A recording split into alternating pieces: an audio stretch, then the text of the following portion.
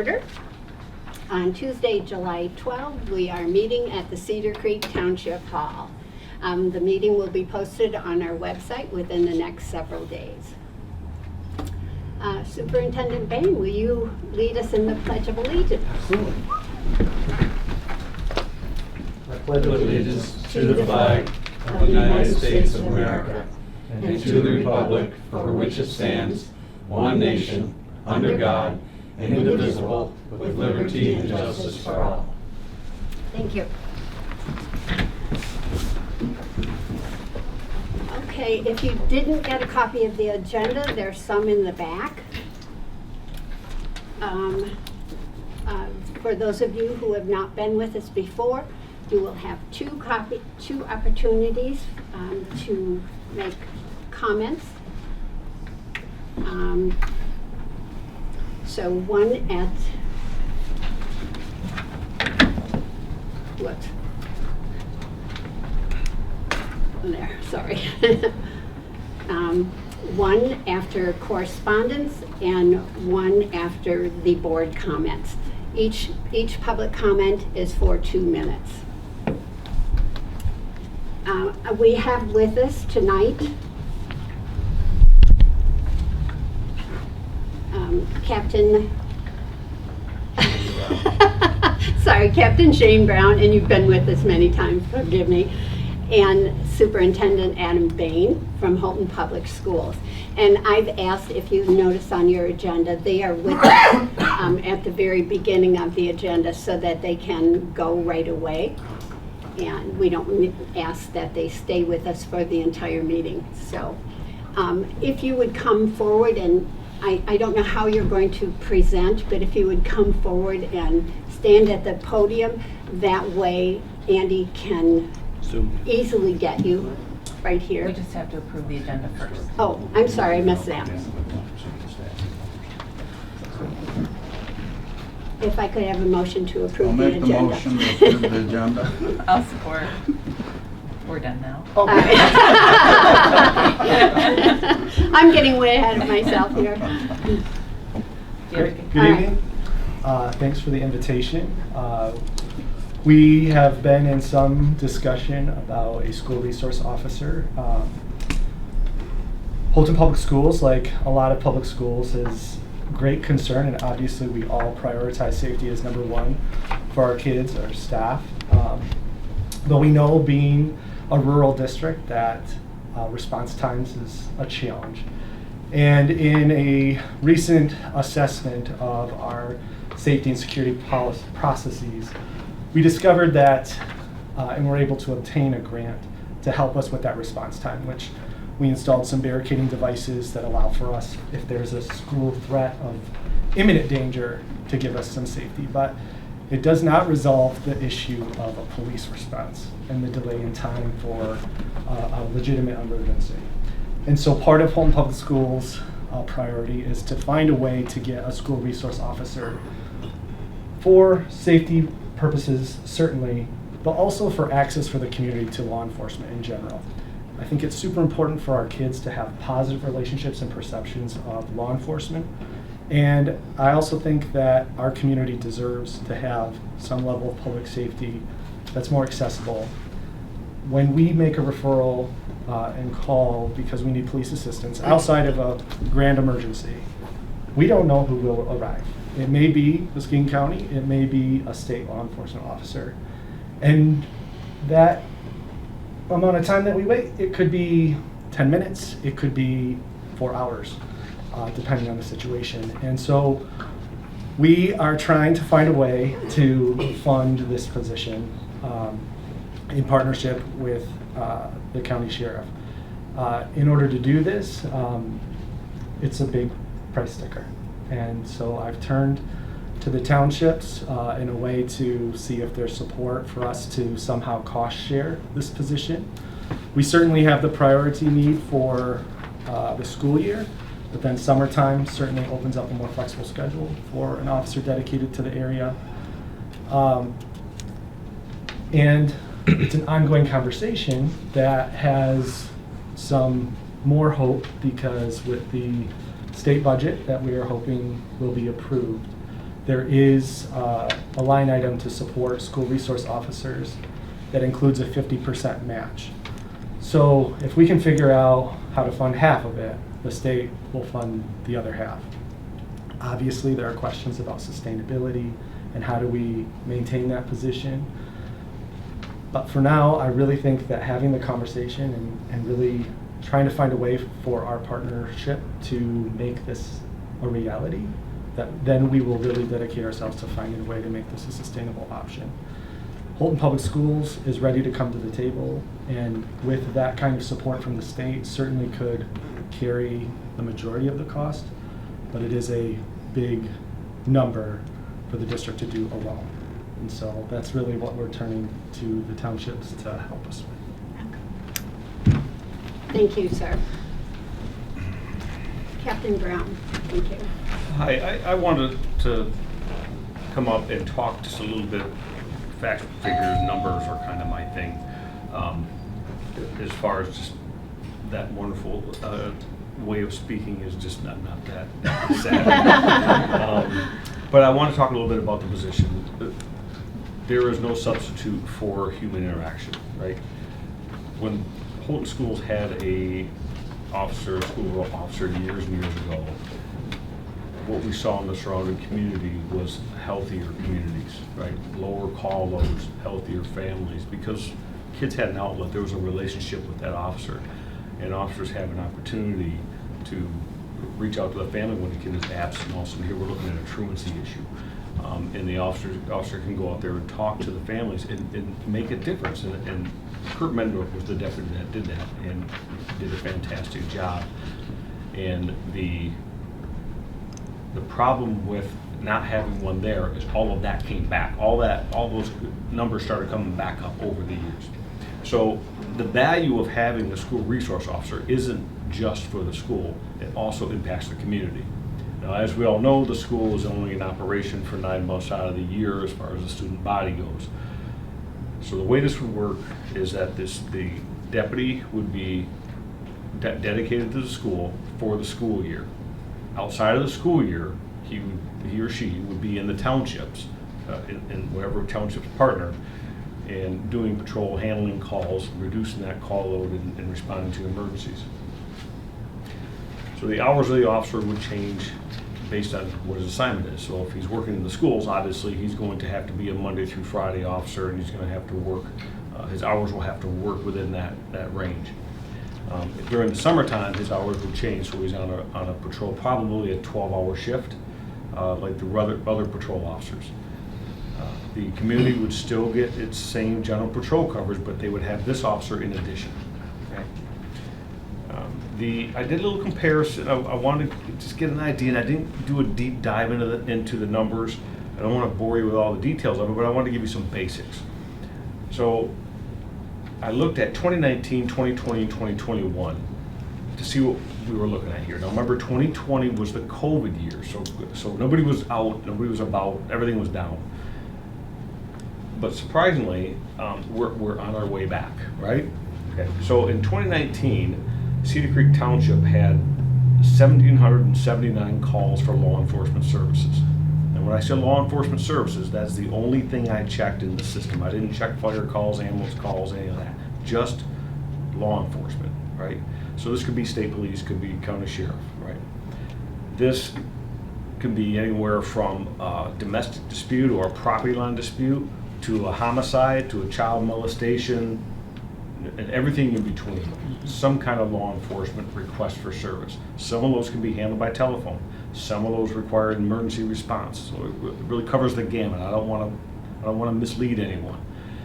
So it's 1,779 calls in 2019, with the busiest month that year being October, which surprised me. I was actually kind of surprised. It's fairly steady year round, but October was the top month, and then June and July were the next two, right? Which is, in August was right behind it. I mean, almost tied with July for 2019. So that's a busy time of year. In 2020, the calls went down. The COVID year, they went down to 1,558. Okay, the busiest months were May and June and August again. Okay, So we're still getting those summertime months. And we're starting to come back in 2021. Now our numbers went up over 100 calls, 1,663. We're back on that route, back to 1,800. And in that year, it was June and July, and then December. August was close, didn't quite make it, but still, you're back to that June and July time. Right? So those are the June, July, August is showing up quite often. That's when the officer would be out in the townships, right? When September comes back around, they're back in the school. When we're talking about the cost of this, you have to consider that this is a brand new position.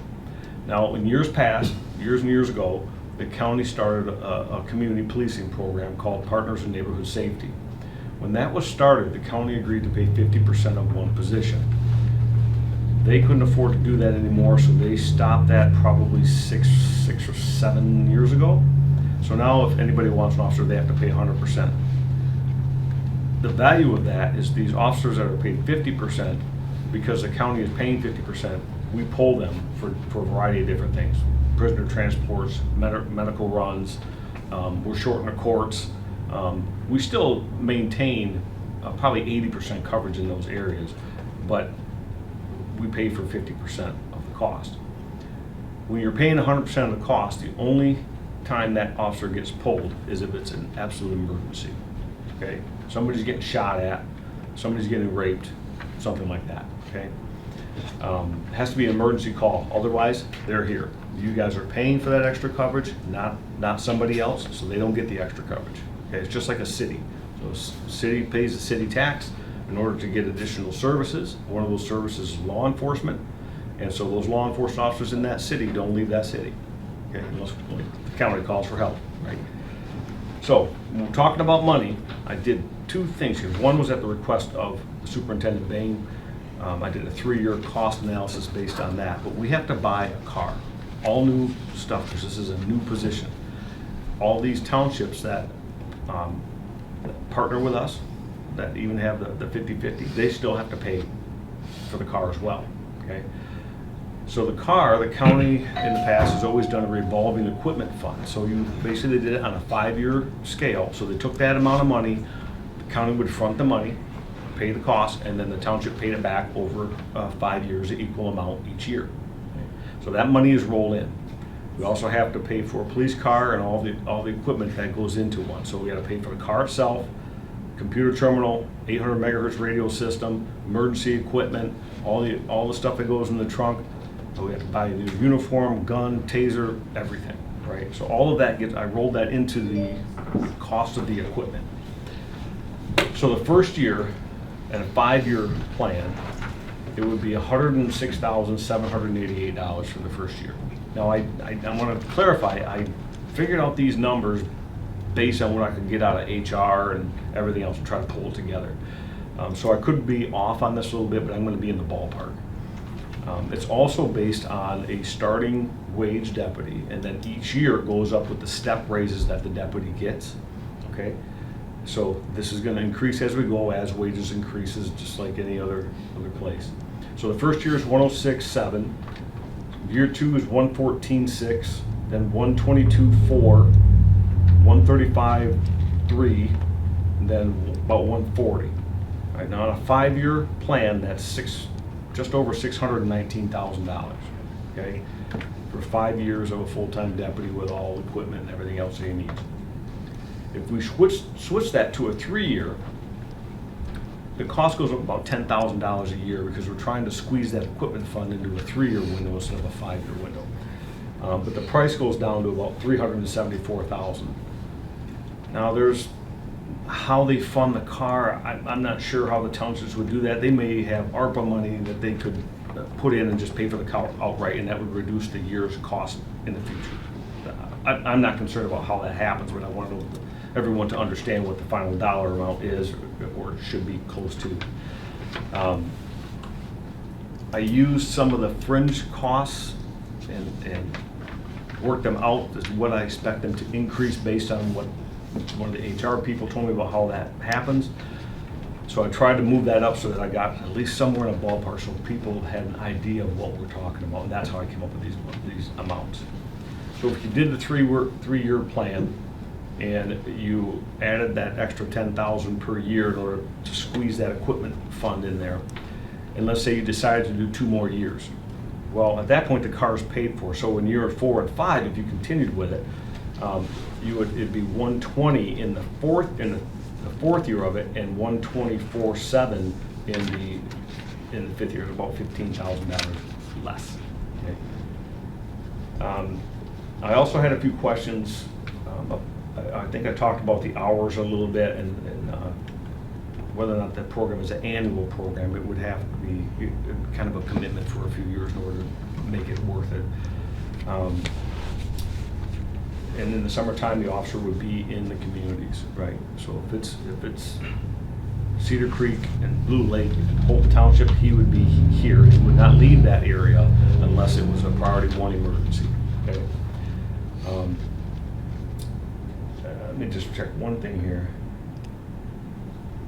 If one of the townships decided they weren't going to participate, then in the summertime, that officer would not be in that township. He would not respond to calls in that township unless it was a priority 1 emergency. They would not be paying the extra to get that coverage. They would then not receive that coverage. And that's how that program could work. I did compare this with Blue Lake Township as far as those calls go. And again, they also had the June, July, August call load thing going on. If I looked at 2019 and I compared it to Cedar Creek, Blue Lake had 1471 and Cedar Creek had 1779. So Cedar Creek was a bit more. In 2020, Blue Lake had 1571 and Cedar Creek had 1558, just neck and neck. In 2021, Blue Lake had 1,693 and Cedar Creek had 1,663. Right? Again, neck and neck. So I think it's pretty evenly balanced between the two. Each township may have its own thing going on that creates those numbers, but they're pretty steady. Very good. Is there any questions I'll be happy to answer? We don't have a motion on the floor, and this is a unique sort of discussion, so I think it's okay to go ahead and ask questions of either Superintendent Bain or Captain Brown here. I don't have any. Other? I don't have any. I remember Officer Kurt. I was in high school when he was a reserve officer. He made a huge impact. Yeah, it was positive. Yeah, I think that would be good. I did have an opportunity to talk to Melanie Arbogast this morning after her meeting yesterday with Blue Lake Township, and their response was excellent, and they are very much interested in the program. She did say she neglected to ask about vacations, so that was one thing she wanted me to check on. How does that work? So vacations, just like any employer, there's benefits that come along, sick, vacation, or what have you. My assumption is that this would work the same as it does for the current neighborhood units, right? So the first 2 weeks, somebody takes a 2-week vacation, there's no change in anything. If it goes beyond the 2 weeks, then there's a reimbursement that begins to happen. Either we cover it with overtime and we pay it, and put the officer in the community, a different officer, but on there to cover that. Let's say that officer gets injured, right? So officer's hurt and he's off for 8 months. Then after 2 weeks, we're going to put an officer in there, or we're going to reimburse, probably based on the same ratios of whoever's paying how much. Then they'll be reimbursed. That's how it works currently. Okay. What about the selection process? And that was one of the questions I had, is that, do you have somebody in mind for this, or is that somebody that we or you interview? How does that work? I personally have someone in mind. We stole him from another department locally, and I love this guy. He was, I feel like a rock star because I stole this guy so often. His name is Trey, and he is superb. Now, we are a union shop, so when openings come up, they bid based on seniority. Now, these positions are also appointed because they're a specialty. So as a specialty position, they first get bid based on seniority. If it's not working out and we need to make a change, then we can pull them and we'll put somebody else in. Usually there is an application, you send a letter or email or something to me or the undersheriff or somebody that you're interested in, and then we choose from whoever applied. Mr. Skinner, do you have any questions? Yep. Well, one of my concerns is we enter into this with Holton schools, which I'm a retired teacher. I'm all for the school resource officers. I've been lucky, I've never had a bad one. And I've always seen a lot of extremely positive results. I can tell you that. But we're in a unique situation here. We have 3 school districts in this township. Do I enter into a contract with Holton? Then I need to do one with Reese Puffer, and I need to do one with Oak Ridge, because we have 3 school districts. I could speak to that. Reese Puffer has a school officer that is hired by Muskegon Township, right? And they pay for his position. He does not have police authority outside the township. So, like, I think it's Reese Puffer that has the middle school in elementary and Giles, right? And that school has been interested. They haven't come up with the money yet, but they would have to hire a deputy because the deputy has authority outside the township. Now, that would be a second officer for them. So yeah, they may ask you, but the obligation is, really on the board whether or not they want to participate. There's only so much money to go around. You can't fund everything. That was where I was going. Right, you can't fund everything, and I think we understand that. And in fact, I have spoken, I bet you I've been trying to do this for 10 years, trying to get school officers in the schools that the county covers. Had a tremendously difficult time. Oak Ridge School is one of them that is very unique because we cover 100% of their district.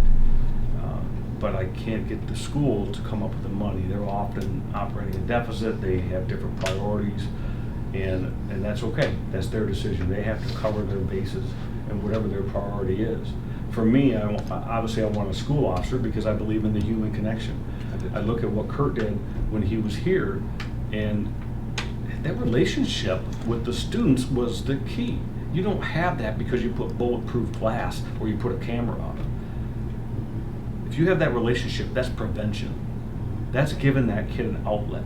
And the idea isn't for the school officer to come in there and write a bunch of tickets and hammer a bunch of people with crime. The intention is for them not to do that, to have the relationship, to find alternatives so it doesn't go there.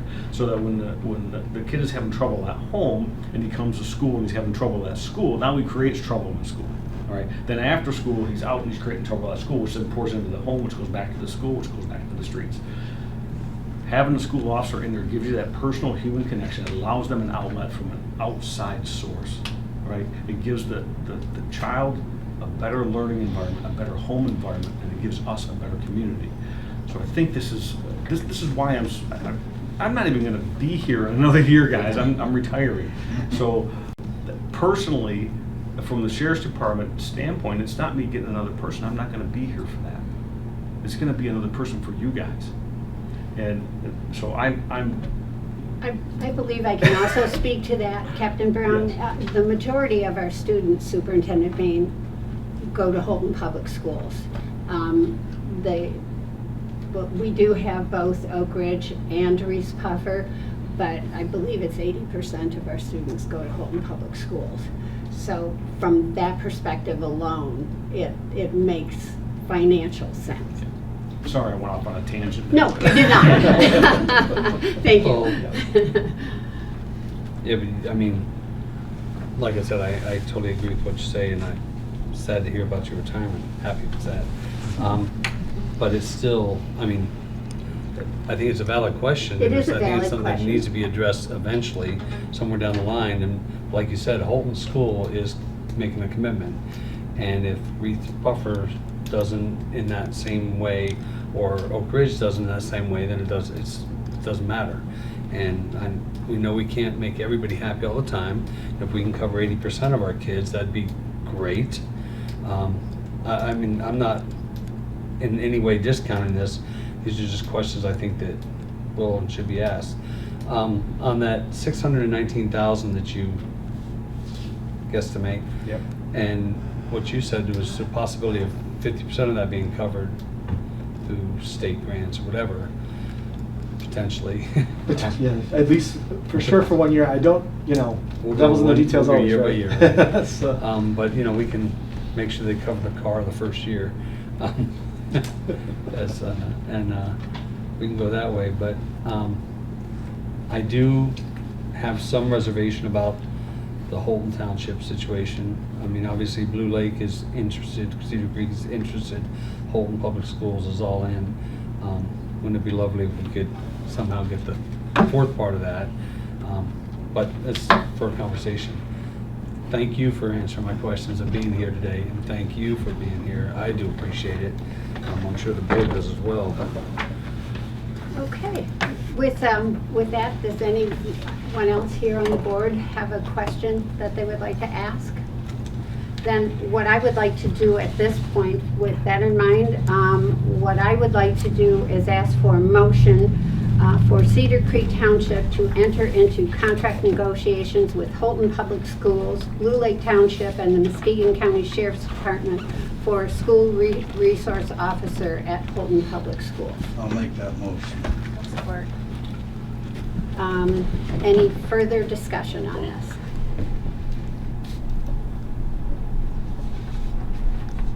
All right. Chuck, may I have a roll call motion on this? Linda, Yes. Heather, Yes. Bob, Yes. Chuck, yes. Motion carries. Gentlemen, thank you very much. We will be in touch. Yes, sounds good. Yes. We got work to do. Right. Adam, I will call you tomorrow Yes. on that other. That sounds good. All right, thank you very much.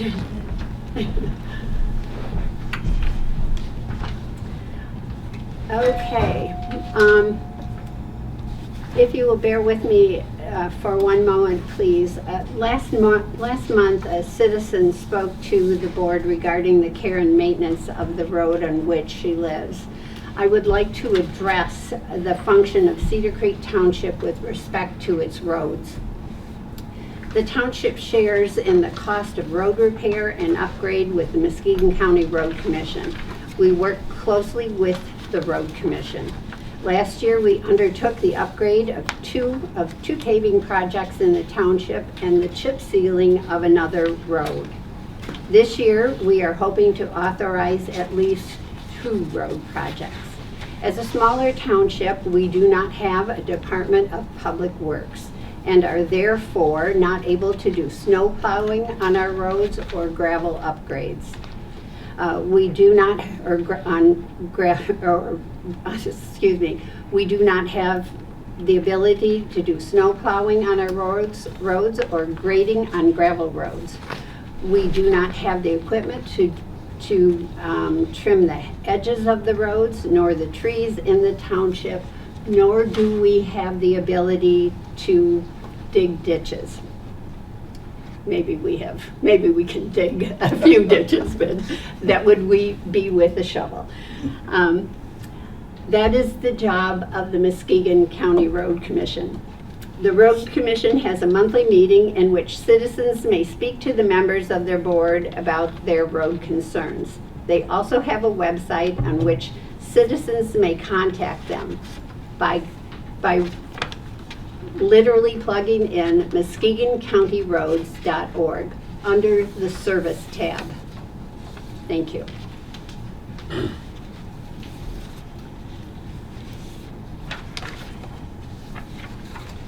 All right.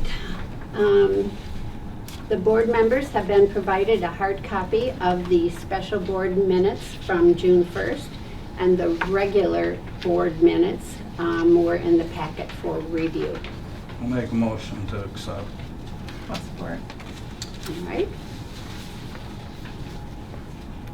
Does anyone have any edits or any questions about either of these minutes? All right, hearing none, may I have a voice vote, please? All in favor? Aye. Motion carries. All right, next up is our treasurer's report. Heather has prepared a treasurer's report for the members of the board. It's a doozy. Did you read all this? Did you read all this, Bob? The more information, the better, right? Right. Okay. Our June 1st, 2022 beginning general fund balance was $1,264,832.38. Our revenues totaled $285,528.90. Our expenditures totaled $33,315.68, leaving an ending balance of $1,517,045.60. And just a note on there, we received our second and final distribution of our portion of the American Rescue Plan Act Coronavirus Local Fiscal Recovery Fund monies in the amount of $174,497.84. That is the ARPA money that we keep talking about. So we have received it all, and now we get to decide how best to use it for the township. Oh, Lord. And everybody has a different idea. Yeah. Lots of good ideas. And while I was going through my packet, I happened to notice something that I didn't quite understand, so I went to Heather and asked her about it. It's on page 1 of the revenue and expenditure report. So Heather, if you wouldn't mind, it's under private source income. So if you would explain that, Yeah, I'd so appreciate it. this report, it reflects how much of our budget we've used so far this year, just to help the board keep an eye on about where we're at. And the piece that Linda was concerned about is it's abnormal. It is the private source income. It's abnormal because we've received more than we had anticipated, and that is because of the contract that was done with Stratos Internet and the back rent that had been owed. They have paid that to us, so that's why it seems abnormal. We've received more money than we had originally anticipated, so that's a good thing. so that's due to Clerk Skinner. So I questioned that, I didn't understand it, so thank you, Clerk Skinner, I appreciate that. Welcome. No problem. All right, we will place, do I need an approval on these minutes? I don't. Not for this one, not, so we'll just place It the is what treasurer's it is. report. There's nothing in this particular one that needs that. We will just place this on file. So, thank you very much. All right, moving along here, disbursements. Clerk Skinner, do you have anything other than the regular monthly bills? I've just been dispersing, normal stuff, lots You of know, it. the fire contracts. Oh, are yeah, this we do month. have fire contracts this month, which will be significant, but it is a normal annual thing we Yep. do, but July is the month that we do it, so I'll be writing a check for that. So, cross our fingers. Okay, may I please have a motion to pay the regular monthly bills, plus the fire contracts? I'll make a motion. I will support. All right, any questions from anyone? Chuck, since we're spending money, may I have a roll call, please? Mr. Wright, Yes. Ms. Jarvis. Yes. Ms. Harts. Yes. Mr. Skinner, yes. Motion carries. Correspondence. Do you have any correspondence that needs to be addressed? What? I did receive notice from the lawyer that we did file in court for Ms. Foster, but that's about the only correspondence that I got that was out of the normal, so that has been moved forward to court, so. Okay, thank you. And I do also, I received one exciting letter quite some time ago with the technical expertise of Captain Bob Grabinski of the Holton Township Fire Department. I wrote a grant It was a traffic safety grant request to AAA Auto Club of Michigan, and I was notified that we were awarded that grant. That was for $5,000. I received the check in the mail yesterday, and this is for an E-Force combination extractor tool. Now, I had to ask Captain Grabinski for the technical expertise because there's a lot of technical things that I didn't understand in this. So he helped me with that portion. But this tool is commonly known as the Jaws of Life, and it will be I will be sending this check on to them, and they will then be able to purchase this tool. The tool is approximately $13,000 something, almost $14,000, and they will.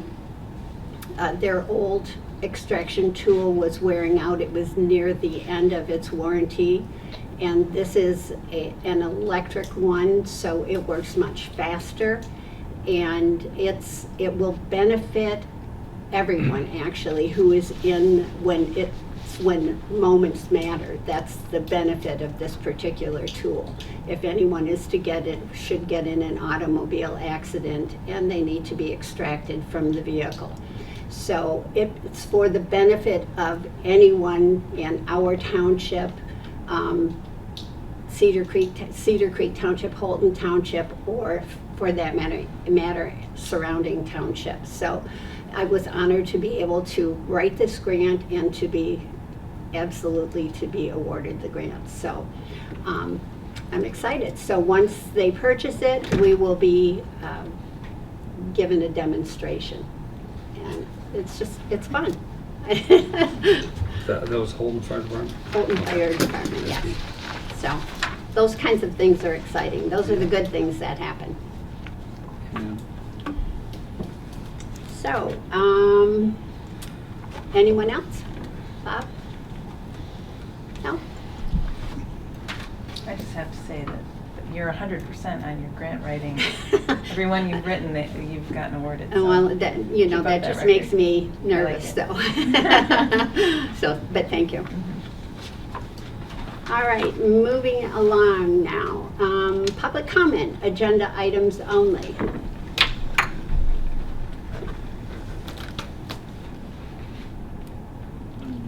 Okay, going once.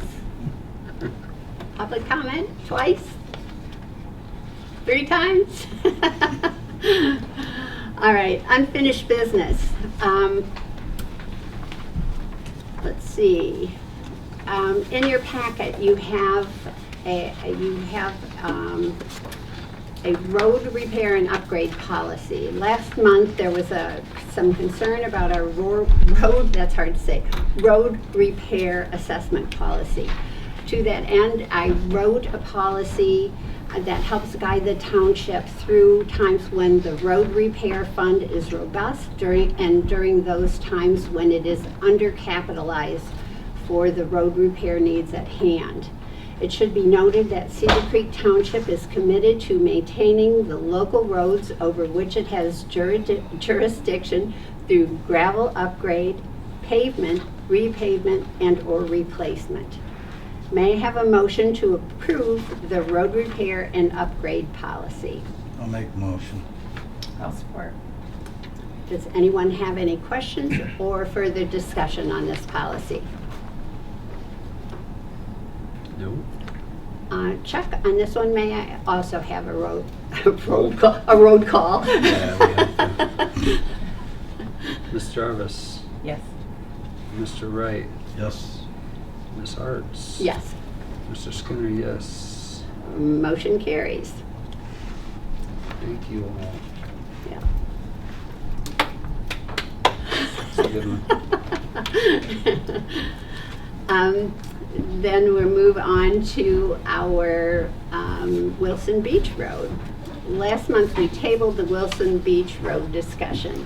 The entire road for Wilson Beach is $117,000 from M1 120 to Fisk, it is $17,100, and from Fisk to Ewing, it is $100,000.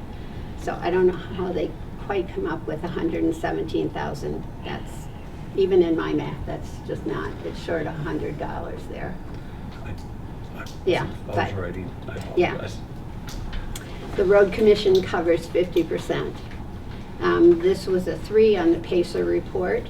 And when I spoke with the road commission, the last the road was repaired was almost 40 years ago.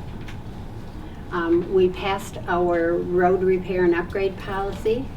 So to that end, may I have a motion to pave Wilson Beach Road? I'll make that motion. I'll support. Are there any questions or further discussions on this policy, on this paving project? Check, since we are spending money, may I have a roll call, please? Ms. Arts, Yes. Ms. Jarvis, Yes. Mr. Wright, Yes. Mr. Skinner, yes. All right, motion carries.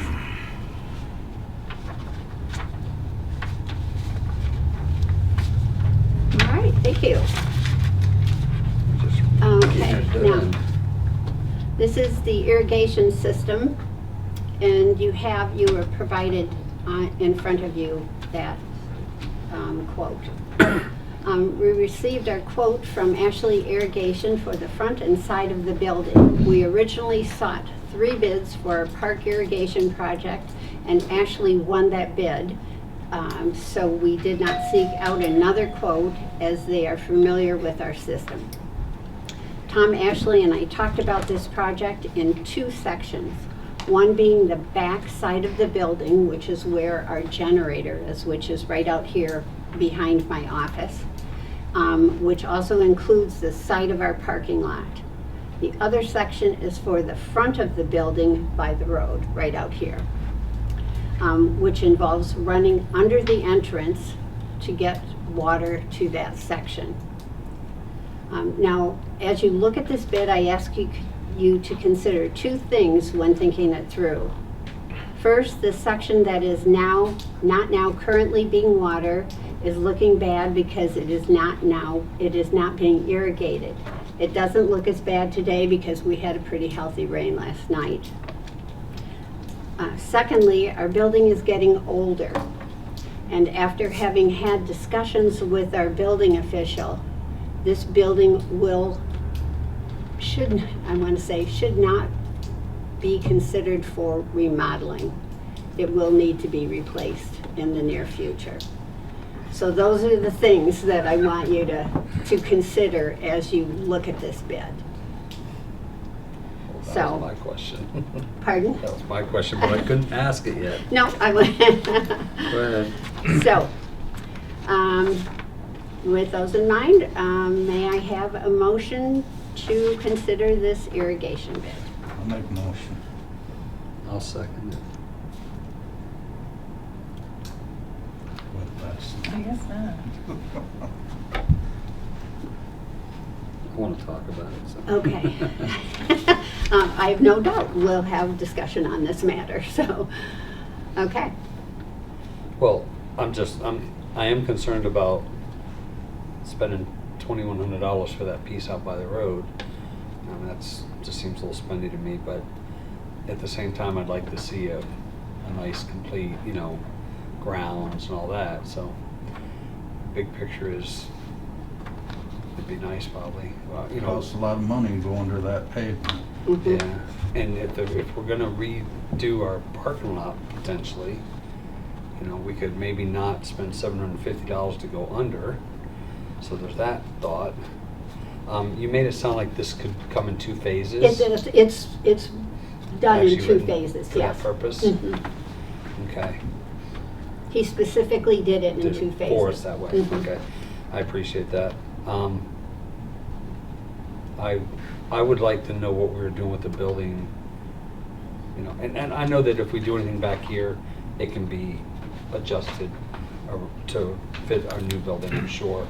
I'm just more concerned about spending all that money to go over there if it's not gonna be in our future to use that, so that's my hesitation on Well, that it is part. right along the road, and you do want it to look nice. so- Yep, You do. I think you really can't turn your back on it. I think that's gonna be something that, over the years, we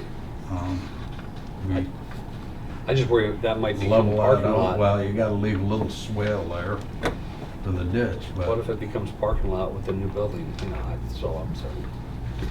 well, you gotta be so many feet off the road. Yeah, that won't ever become parking lot right there. No. But the cost is going underneath that asphalt. And again, that asphalt's never gonna be crushed and replaced. Because you're probably gonna just go over it with an overlay. You wouldn't be able to afford to put 4 inches of asphalt on it because it'd cost you a fortune. So they do like an 1.5-inch overlay, and I think we're getting quotes now on that, aren't we? There, we had somebody come and measure the building, or measure the parking lot. That's as far as I got. No. So if anybody knows a paver, Yeah. So, Oh, you know somebody. you know, so, We need somebody. yeah. anybody.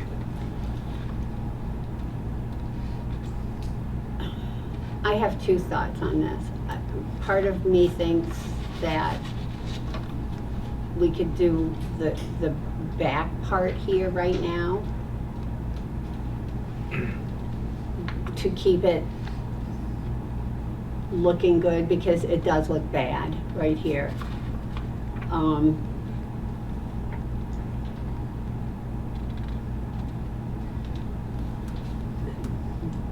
It's not, it's, the rest of the town, or the rest of the lot really looks good, and this is looking like Worse, the poor as that gets better, stepchild. Yeah. Yeah. So that section there, though, where they're putting them, that's not where we would build a new building. No, Okay, it's, that's no, what we I can't, wanted to we make can't sure. build a new building right there because of the Septic. septic system.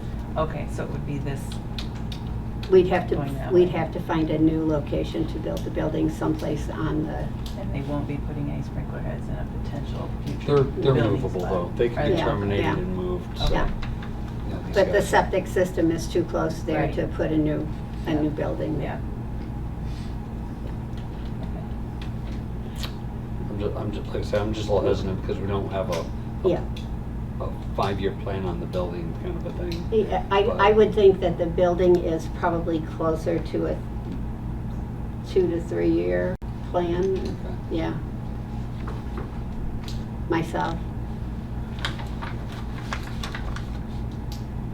Takes a long time. takes a long time to build a building. Takes a long time, it's to even start a building. I would say, in my head, I would say 3-year plan. But we're looking at potential plans. So, Get a contractor to even harder. So. yeah, Okay, so we need to talk about this. I would call for a motion to, I mean, here's my thought, that we call for a motion to do the poor stepsister, stepchild back here. First half. Yeah, and then consider the front part at a later date. Is At there, a higher cost. is there any Because that will It cost will- more If he money. has to come back. Yeah. is there Yeah. any application of ARPA to any of this? And Yeah, like you said, I know about we don't want to chip away at Maybe. a potential big egg, but it may be, it could be ARPA funds because it's park related. it's infrastructure. Infrastructure. Also, this would be capital improvement, Yeah, and we did budget, Some for that. yeah, yeah, so. yeah. I don't think that price is bad though, to do the I don't whole thing. either, but. But me and Chuck would have to get dump trucks of black dirt out here and shovel it and level it out and get grass seed grown to make it look nice right away. It's, I would be it willing to really, do that. it really looks bad.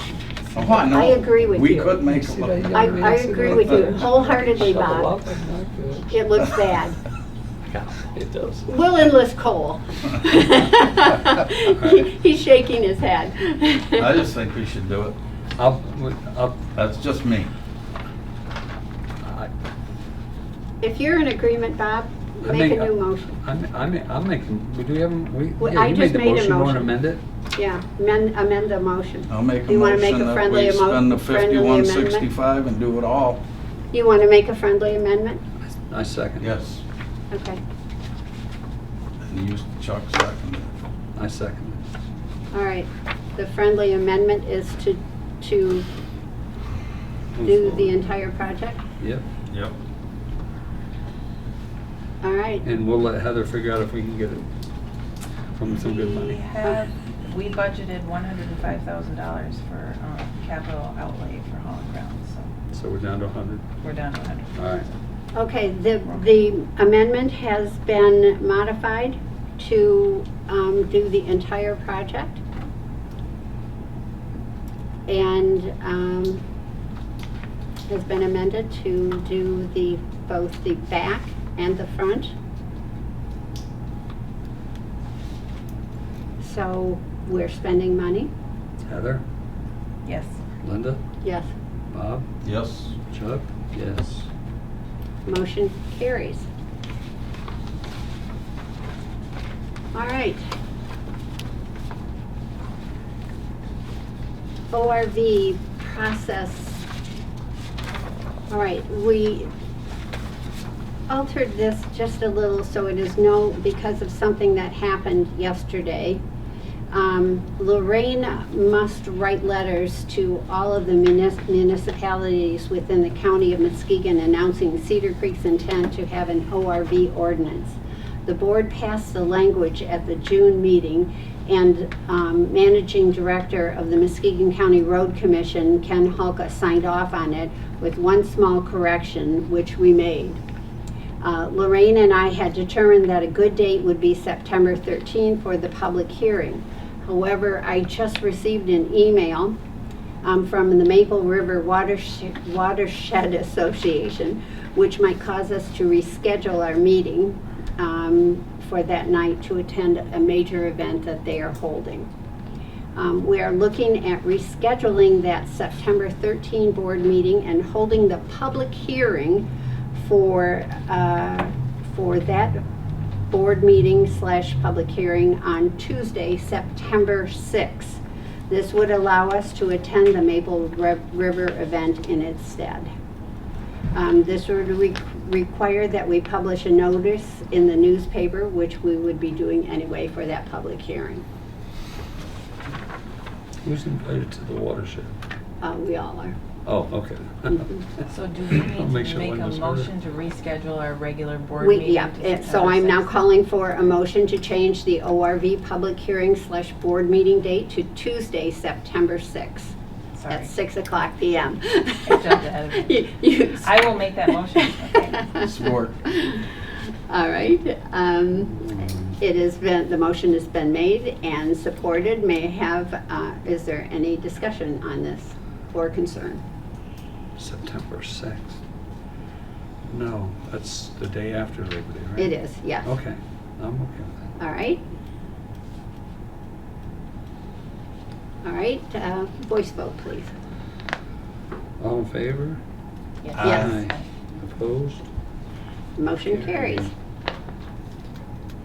So, just to take note, the ORV public hearing will now be Tuesday, September 6th. All right, Is there a time on that? Or do we, 6 p.m. 6 o'clock what time's our board meeting? It will be It's in our regular in board our meeting. regular meeting. It's part of the regular meeting. Yeah. We'll have very little on that board meeting. It will mostly be public hearing. Okay, now new business. The first order of business is zone change on Ruprecht Road. Wasn't Jennifer gonna be here? She at was. this I meeting? don't know what happened, but I think I might be able to do this. I think you can. So,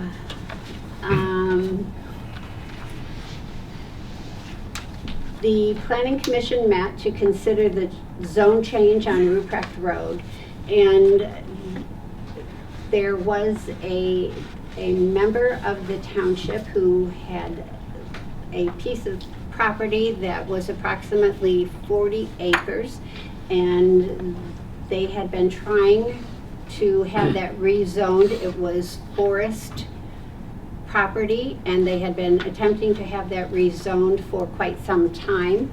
They appealed to the Planning Commission to ask them to have it rezoned to residential, low-density residential. R2. R2, yes. And which means that the minimum division on that would be at least 5 acres. No? Okay, Lorraine, help me. He originally applied for R2.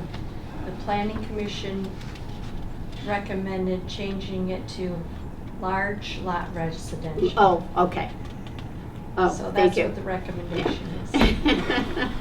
I messed up sending that to the board then, that information. So large lot I screwed up. residential. Which is Yeah. 5 acre minimums. Yeah, okay, I did get that right. So R2 is smaller than that, right? R2 is 1.5 acre minimum. So they've asked for R2, but we only want to give them large lot. Large lot residential. They weren't even aware of this large lot residential. Okay. Okay, thank you. Thank you for correcting me, I appreciate that. That is why Don't we... go too far. Yeah, that is why we have a zoning administrator who knows her stuff. So, the Planning Commission met, they reviewed the documents, and they were able to come to consensus that they recommended this come before the board and approve this. So, does anyone have any questions for Lorraine on this? These questions don't come to me. They should come to Lorraine if anyone has any questions. I just, their intention is not to split the property up though, right? They wanted to be able to build on it? Was that? Their intention is to build a house. They might divide it into a few acres, he said, because they have more than one child. Okay. And they want one of their kids right now to be able to build a house. Yeah. They did not want to build a subdivision or anything. That was not their intent. They wanted it to stay within the family. So what's large lot called if it's not R2? What's large lot if it's called if it's not R2? LLR. Okay. Nice. So should that say that on, Yeah, it should have said that on there. I On didn't this? say that. I said R2. no, it says R2. Sorry. From forest to R2. Oh, on the ordinance it says forest. Oh, Yeah. yes, it should have. And the time needs to be Are you changed moved in now? also on that ordinance. What It's time? 6 o'clock, Flooring's not going up. 6:30.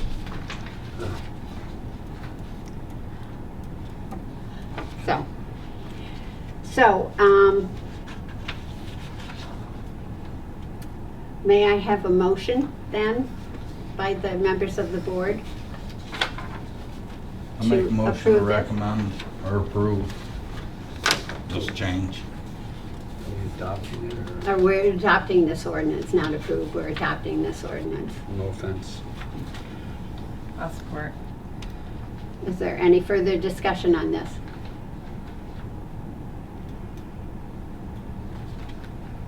Do you want a roll call or voice vote?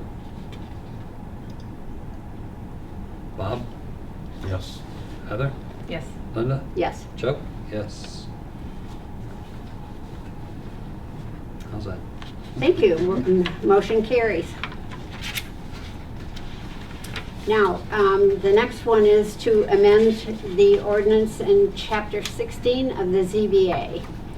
And this is because we have our zoning board of appeals is made up currently of 3 members. And the zoning board of appeals does not meet often, but when it does meet, it's imperative that the members show up.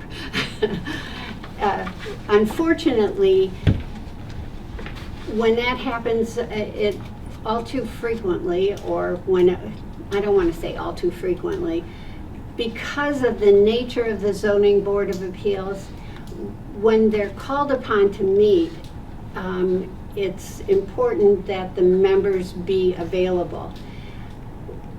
And it's quorum. With a 3-member board, it's hard to meet quorum if there's only 3. So we are asking that we increase the zoning board to 5. So the planning commission members met, they discussed this, and it was agreed upon that this should in fact be an easy fix.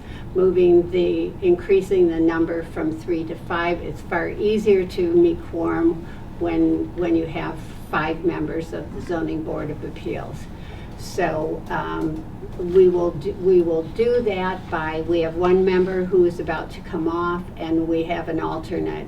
So we will just ask the member who's about to come off if he would like to in fact stay on the zoning board, which I believe he would in fact like to do, and we'll ask the alternate if he would like to become a regular member, and we will seek another alternate as well. So may I have a motion to increase the zoning board from 3 to 5 members? I'll make that motion. I'll support. Are there any questions? May I have a voice vote, please? All in favor? Aye. Opposed? Motion carries. This is an ordinance. The next one is an ordinance to regulate temporary land use. And this one was based on residents who come to the township or live in the township, and they're going to build a new residence, or they've torn down a home within the township and they'd like to put a mobile home or some form of recreational vehicle on their property while they are building this new home. Prior to this, we've not allowed that. And the Planning Commission agreed that we should in fact allow residents to do this. I can't recall what was it 125 days or something like that? 180. 180. So I think it's a great idea.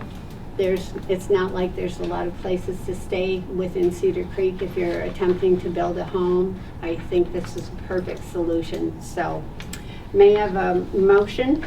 I'll make a motion. Okay, all right. And may I have a second on that then? I'll support. All right. Any questions? Yeah. Go ahead. No, go ahead, I'm Okay, so ready. I know that it can take more than 6 months to build a house. In those situations, what would happen? You can ask for an extension, but I have a couple comments. If you approve it, I hope you included the application. I don't think I put that in their packet. Okay. I'd also like approval of the application that we came up with, which has a line on it to ask for an extension.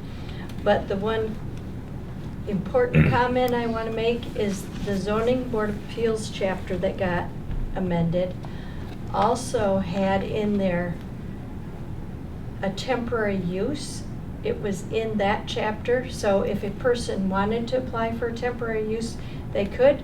I've never had anybody do that in the 5+ years I've been here, because the application fee was $500 or $600. So the Planning Commission actually talked about this for a long time, and we finally just did it. Are you asking for the $500 fee for that? No. No, you're excluding The application is a $50 fee. Okay. Reduce the cost. You reduce the cost, okay. So we would be also approving approving the application and the fee at the same time. Okay. Yes. Motion for the application and the fee. I will forward you the application and, which I did not include in your packet. So, if there's any questions on that application, you saw it in your, Bob's already seen it. Yeah. It was on planning commission. Yeah. So this is not a camping trailer. It's not what? You're saying this is not a camping trailer, right? We're not talking, this is RV or mobile home, but then in section or letter E, it says use of camping trailer. You may authorize the use of a camping trailer, not more than one trailer for up to 30 days. That section is separate. That section is like someone who's camping in their yard. Right. So A is just about someone who's building, and E is just about someone who has someone camping in their yard. Well, section B is about storage of building supplies. So I thought it was all about, This is about someone who's building their home. I know. Right. I know what But A and B Yeah, he's look like saying A is that, they're both 180, that. yeah. And then C talks about seasonal, I get that. For like Christmas trees. Seasonal is like a person that lives on the lake and their relative wants to visit for a month and they put a camping trailer on the lot. And they have to apply. The reason that it's listed separately is somebody like that, you want to make sure that their groundwater, I think it's called, they have facilities that are, it's not going into the ground. I understand. In keeping with the separation, like what you were talking about, is it possible to link A and B? Because A and B to me seem like they're significantly linked. One's talking about using the house for temporary living while constructing, and the other one talks about the contractor, architect, etc. In keeping with the separation, like what you were talking about, is it possible to link A and B? Because A and B to me seem like they're significantly linked. One's talking about using the house for temporary living while constructing, and the other one talks about the contractor, architect, etc. In keeping with the separation, like what you were talking about, is it possible to link A and B? Because A and B to me seem like they're significantly linked. One's talking about using the house for temporary living while constructing, and the other one talks about the contractor, architect, etc. In keeping with the separation, like what you were talking about, is it possible to link A and B? Because A and B to me seem like they're significantly linked. One's talking about using the house for temporary living while constructing, and the other one talks about the contractor, architect, etc. In keeping with the separation, like what you were talking about, is it possible to link A and B? Because A and B to me seem like they're significantly linked. One's talking about using the house for temporary living while constructing, and the other one talks about the contractor, architect, etc. In keeping with the separation, like what you were talking about, is it possible to link A and B? Because A and B to me seem like they're significantly linked. One's talking about using the house for temporary living while constructing, and the other one talks about the contractor, architect, etc. In keeping with the separation, like what you were talking about, is it possible to link A and B? Because A and B to me seem like they're significantly linked. One's talking about using the house for temporary living while constructing, and the other one talks about the contractor, architect, etc. In keeping with the separation, like what you were talking about, is it possible to link A and B? Because A and B to me seem like they're significantly linked. One's talking about using the house for temporary living while constructing, and the other one talks about the contractor, architect, etc. In keeping with the separation, like what you were talking about, is it possible to link A and B? Because A and B to me seem like they're significantly linked.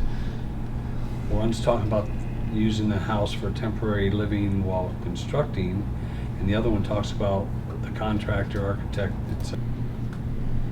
In keeping with the separation, like what you were talking about, is it possible to link A and B? Because A and B to me seem like they're significantly linked. One's talking about using the house for temporary living while constructing, and the other one talks about the contractor, architect, etc. In keeping with the separation, like what you were talking about, is it possible to link A and B? Because A and B to me seem like they're significantly linked. One's talking about using the house for temporary living while constructing, and the other one talks about the contractor, architect, etc. In keeping with the separation, like what you were talking about, is it possible to link A and B? Because A and B to me seem like they're significantly linked. One's talking about using the house for temporary living while constructing. Additional, and that's to keep an online collection of all the previous ordinances. Because if you need to look at somebody that got something approved in 2018, you need to know what the ordinance said back then. So the 450, the 1,400, and then that 150 comes up to 2,000 annually.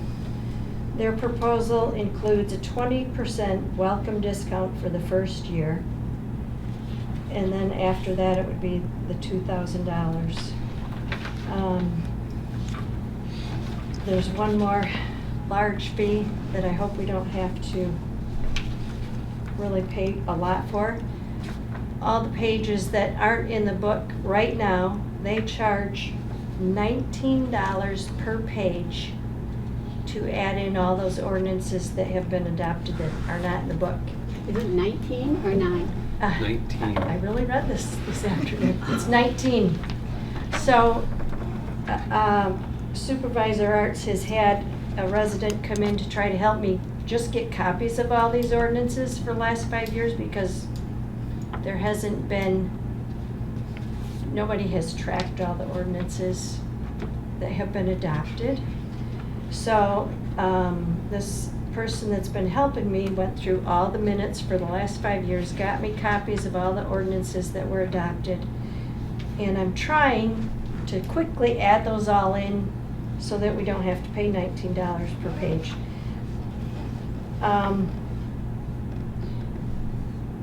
So what I'm asking is for approval for the township to pay $2,000 a year for both of these services, but for this first year, maybe an additional couple hundred in case I don't get them all added. They need to do that. Because when somebody looks on our website now at the ordinances, they might as well not look at it. It's not up to date. Okay. Thank you, Lorraine. May I have a motion to purchase Municode online coding and ordinance organizational services for our zoning department? I make that motion. I second it. So we can now talk about it. One of the things that I had an opportunity to sit in on this, and I will readily admit, because I don't do the ordinance enforcement and all of that, it is I know Lorraine goes in and looks at the Muni Code all the time, and she does it because it's important to go in and see what other townships are doing for their ordinance enforcement. So she already uses Muni Code for other purposes.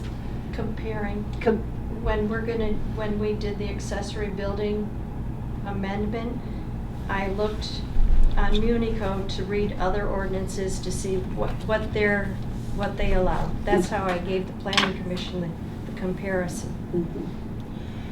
So, I also know in the conversation that we had with Sarah from Muni Code, we can use ARPA funding for this. We probably have other sources as well, but it is ARPA worthy. That's my 2 cents. So they would do all amendments. Yeah. If this gets approved, everything they got approved tonight would be sent to them. They'd incorporate it in our online ordinance. And they will help organize everything and keep it organized in a format that is,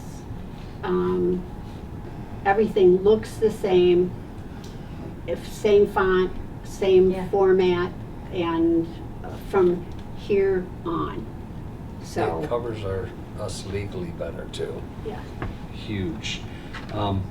I've had a lot of experience with this kind of stuff with the military, and I remember I used to have to assign a guy, and he would spend all week just updating our books.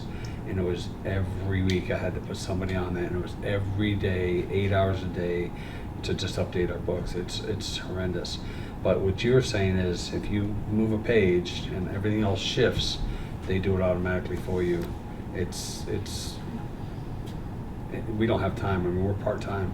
We don't have time to do that. And honestly, it's probably going to be cheaper for us to pay them and better than for us to do it ourselves. Plus the fact that it's online, people will be able to get applications and permits and do all that informational stuff online. I think I think it's a good thing.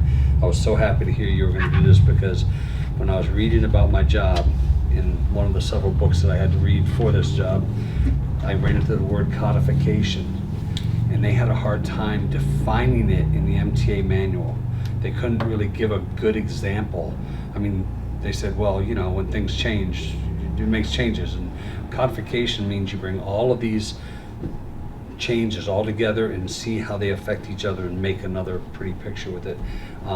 But they couldn't even give me a good description of it. So I actually came in and asked. I remember asking Stephanie, and I think I asked you, and I asked you about it, and you were like, I want this really bad, but thank you for going after this.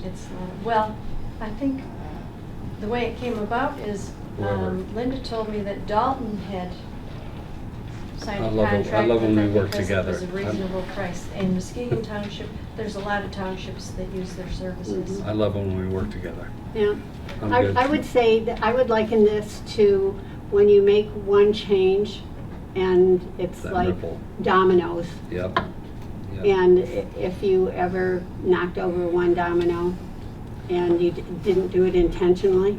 Well, there's a person in the back that's just smiling. She knows we're on the right track. Yeah. You are. I know what you're thinking. You're like, yeah, they're getting it. So, come. What's that? Does Laketon Township use Muni Code? I have Oops. a long story in that, but, Okay. Oh, okay. All right. Anyways, it's, yeah. I hope it gets approved. It's kind of, it's not good when somebody looks online at our ordinance and gets wrong information, and then I have to Yeah. tell them something different. Christine, I just wanted to add, after that 2000, once your ordinances are up and running, they don't really change that often. You're gonna, honestly, if you still be paying $2,000 a year, that seems like a lot to continue paying. Once they're all done. They do, See what I mean? Because that's the question that I had with ours, because it's like, why are we, once they're all done, okay, I can see that. Just a suggestion, I don't know how things have changed, but you'd hate to be paying a fee when they're all done. Yeah. you can just have them host online, like if we did this for a year, because we are really behind. You can change the next year and just have them host Right. the service instead of paying for codification. That's right. But if you have your attorney codified, it's like $200 an hour, so. No, I'm not saying that, I just know that, just because you asked me that question, Oh. we had a lot of our attorneys do that, but then, the question I had, once our ordinances are done, because we don't really change that often once you have your rules in place, why will I continue paying that high fee year after year when, then they can be tweaked internally? Because So we can look to- we can look to You already modify it. caught up on all your ordinances, Yeah. and you don't need it long, that's Yeah. the only reason. So we could consider that in the future then. Down the Yeah. road, once they're all Yep. organized to begin with. And for those that don't know, this is Christina Achterhoff from Laketon Township, and she is a clerk over there and a good friend and a good source of information for me. So thank you for being Trying to here. save money. Yeah, I know, save I money, know. It's yeah. money, I know. But thank you for helping. I do appreciate it. Okay, may I then have a motion? Have a motion? I already asked for the motion, so we, Ms. Arts? Oh, huh? We're gonna vote. We're gonna vote. Ms. Arts? yes, we're ready. Ms. Arts? Yes. Ms. Jarvis? Yes. Mr. Wright? Yes. Mr. Skinner, yes. Motion carries. It is. So how do you feel, Lorraine? It carried. Weight off. I feel like I need to get all those ordinances in the book now before we. Yes. Now the work begins. She did really inherit a mess. Yeah. Oh, I heard her. We've done this. I can hear her. Okay, okay, board comments. I would like to go first. Chuck. I don't have any board comments, but this is a really good meeting. Go Thank you. first. Don't Thank have you all for nothing. all your reports and stuff. I don't Thank have you. nothing. I don't today. Okay, I have a few. Oh. Of course. Senior millage grant money, we received that check last week. So one of the things that we decided to do was purchase 2 grocery gift bags this year. We'll do the first one in August, sometime in August. And the second one will be in December. We're also going to do an apple bag in probably October, I think it is. So that should be fun. And we'll also be really busy doing those things because that's not much time in between. I will not be at the recycling center for the next 2 weeks. I have not seen my daughter in 4 years, so I'm going to be away. Bad mom. So, that's my report. Oh, and the Tire drive. September 17th. Yeah, Yeah. we gotta get some stuff up. Yeah. Tire drive. So, in the Maple River, there's an event on August 25th. I will tell you more about it, and then again on September 13, and I will get more information out on Facebook with Andy on those 2 things. I do have one other thing, just a reminder that our fire millage renewal is going to be on the ballot in August. So if anyone has questions about that, stop in, ask us. It's a renewal, not A an renewal. increase. Okay, and public comments. Uh-oh. Cole. Be kind, Cole. I will. I'll try it. So in regards to the temporary land use, after those 180 days or however long, if they request the extension, do they have to remove that mobile home or RV or whatever they're using to live in at that point in time? Okay. If it Is that wasn't, if correct? the Yes. extension's not Once granted. the house has been built and the, Oh, yeah. yeah, they need Okay. to remove that. I wanted to ask because I have a feeling some people would try to abuse that otherwise. Yeah. So. Yep. And then, in regards to the Muni Code, personally, I think it'd be a good idea. That was actually what kind of brought me in, was inquiring a lot about the municipal stuff Mhm. and some of the ordinances. So I think having that resource available, especially online, will make it a lot easier for people. to It access. will. One of the things that's important here is our website. It really needs to be updated, so thank you. Mhm. Christina? Christina. I'm gonna have to start a timer on her probably. No, I'm going to be very quick and brief. Thank you, good evening. My name is Christina Achterhoff, and I'm also the clerk at Laketon Township. But tonight, I'm another hat. I'm also the district rep for Senator John Bumstead.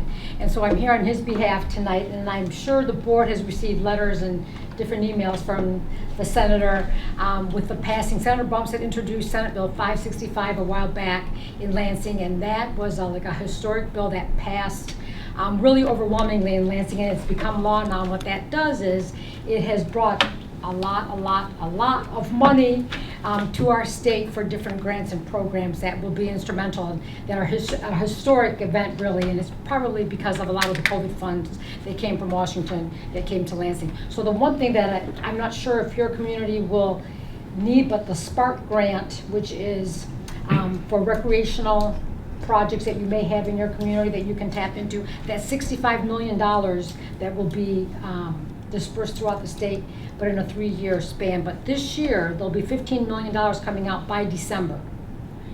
And so the applications are online. You can just go Spark Grant with the state of Michigan if you have anything recreational that you want to do in your community. We don't want you missing out on some of the money coming in. So, to look into that, the worst thing could be no, but there's a lot of money to be available. And $15 million now, and it'll be like staggered through. And then the other part is attached with this 565, which is billions of dollars into water. And the water is, it's got two different things with that. The water is one for replacing pipes that are bad, for clean water, sewer, things that need to be repaired, pump stations, for communities. It's all through Eagle. So if you go onto Eagle and type, the new grants that are available for that, there's all kinds of different stipulations, things you can look at, what you can tap into that could help your community. Not your irrigation thing out here. You can't tap. I thought of that when you were talking, but yeah, not for that. But it could be for all the It's piping. a water faucet. Well, yeah. Well, no, different things for clean water. It's all for clean water for our schools and for our communities.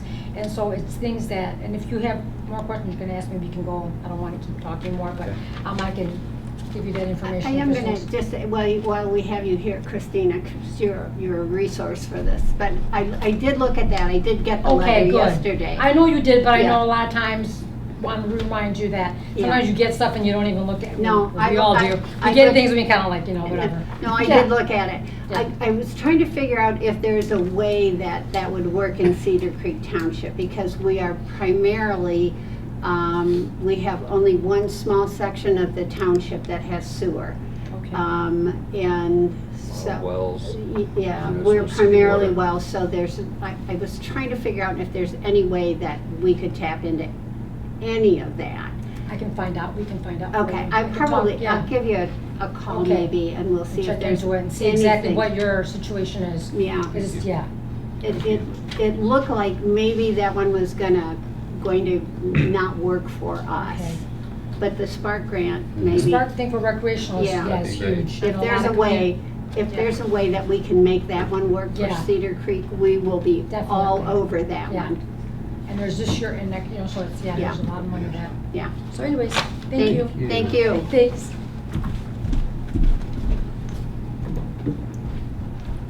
Hi there. Hi.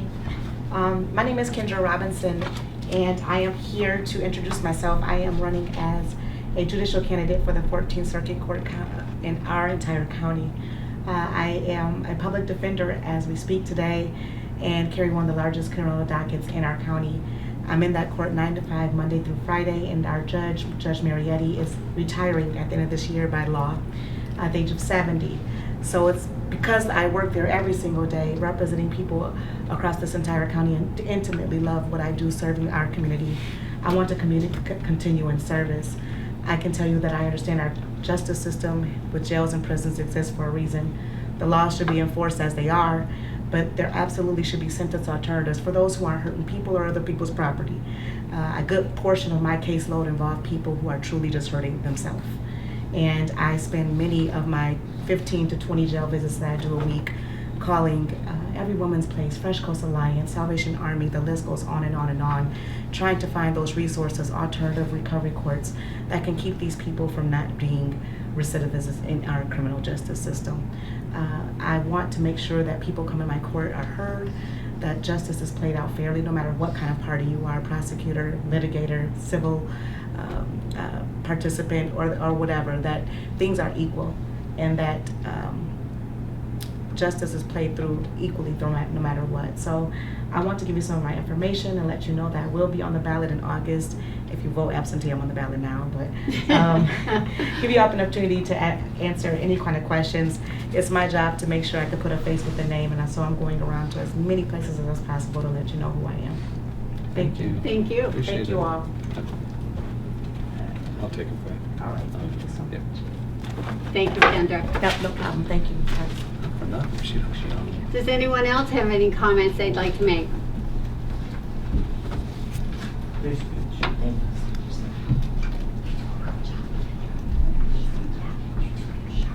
two comments. You're talking about the irrigation system, but then you're talking about building another facility. Why spend the money on this when, how many, you said 2-year plan, another building, replace this? Isn't that kind of, I don't I know. don't think the building would be put in a place where the irrigation is going. Well, no, I know, but that's what I'm saying. You've already said we can't build in this area. Why put, what was it, $6,000 irrigation system for when you're going to be moving this building for another building? Just a comment. Okay. Thank you. Now, the other concern I have is this road, is this not Cedar Creek? There's a gate that is chained here that goes to the golf course. Is this Cedar Creek Road, or is that the golf course after the chain down the road? Talking about for when we have the off-road. That's Sweeter Road? Yes. Yeah, that's a golf course. That was done years ago. Right, but on the map that I received last month, that road goes all the way through. Does it not, or does it? It was It abandoned by Just the. down to the chain, that's it. That's all I want to know. Yep. Thank you. Yeah, the road commission abandoned that. Okay, but the site net that you had addressed that. Thank you. That's all my comment. Thank Thank you. you. Would anyone else like to make any comments? Anyone else? Third time. Anyone else? All right. All right. I'd like a motion to adjourn, please. Motion. Support? Yep. All right. I don't have my glasses on. 1932. All those in favor? 7:32.